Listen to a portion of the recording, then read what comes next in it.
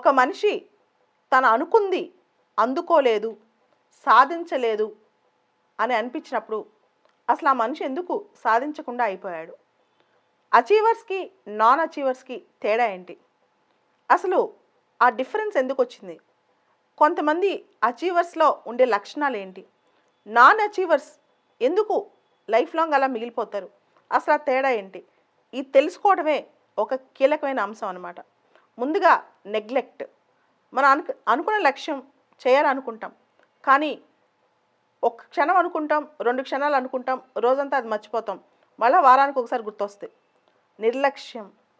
రెండోది సోమరితనం, బద్ధకం. బద్ధకం అంటే చేయాలనుకున్న దాన్ని ఒక వ్యక్తి 12 గంటలు 15 గంటలు చేస్తే మనం 4 గంటలు చేస్తే అది వర్కౌట్ అవ్వదు. దాన్నే సోమరితనం అంటారు, లేదా బద్ధకం అంటారు. తపన చాలా ఉంటుంది, నేను ఇంప్రూవ్ అవ్వాలని తపన ఉంటుంది, నేను చేంజ్ అవ్వాలని తపన ఉంటుంది. కానీ ఆ చేంజ్ అవ్వడానికి చాలా కష్టపడాలి.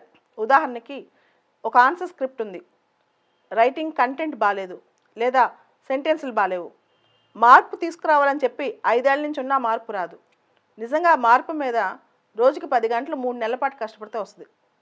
సో కేవలం మనలో ఈ చేంజ్ తీసుకురావాలనుకుంటే కాదు, ఇంకొకరికి ర్యాంక్ వచ్చింది అనుకుంటే కూడా కాదు, మనం చేంజ్ తీసుకురావడానికి ఎంత టైం పెట్టాం, దానికోసం రియల్గా ఎంత కష్టపడ్డాం, చాలా ఇంపార్టెంట్.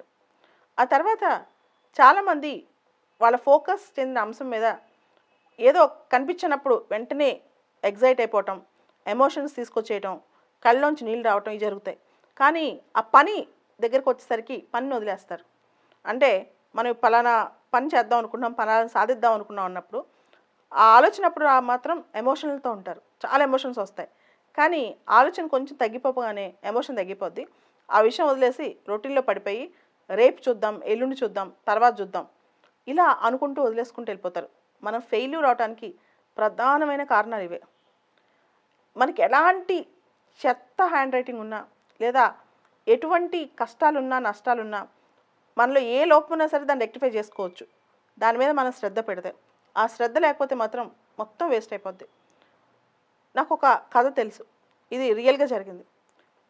2016, 17, 18 ఈ టైంలో బాగా రాసేవాళ్ళు, బాగా చదివేవాళ్ళు ఒకటో అటెంప్ట్లో 2వ అటెంప్ట్లో పాస్ అవుతారు. కొన్ని సందర్భాల్లో రైటింగ్ స్కిల్స్ చిన్నప్పటి నుంచి మన స్కూల్లో చదువులేక రైటింగ్ స్కిల్స్ అంతగా లేని వాళ్ళు ఇలా ఉంటారు కదా, వాళ్ళకి 1 year 2 years ఎక్కువ పట్టొచ్చు, కొన్నిసార్లు 4 ఏళ్ళు పట్టొచ్చు. కానీ కంటిన్యూస్గా ఎఫర్ట్ పెట్టిన వాళ్ళు ఇప్పుడు పాస్ అయ్యారు. ఎవరైతే 1 or 2 ఎఫర్ట్స్లో ఇంక జాలే మనం వదిలేద్దాం, మళ్ళీ మెయిన్స్ అప్పుడు చూసుకుందాం నిర్లక్ష్యంతో ఉన్నారో వాళ్ళు ఇంకా పాస్ అవ్వలేదు. సో ఎప్పుడైనా సరే పట్టరాదు, పట్టి విడవరాదు. మనం ఒకసారి స్ట్రాంగ్గా అనుకున్నాం అనుకోండి, దాన్ని విడిచిపెట్టే పరిస్థితి ఉండకూడదు.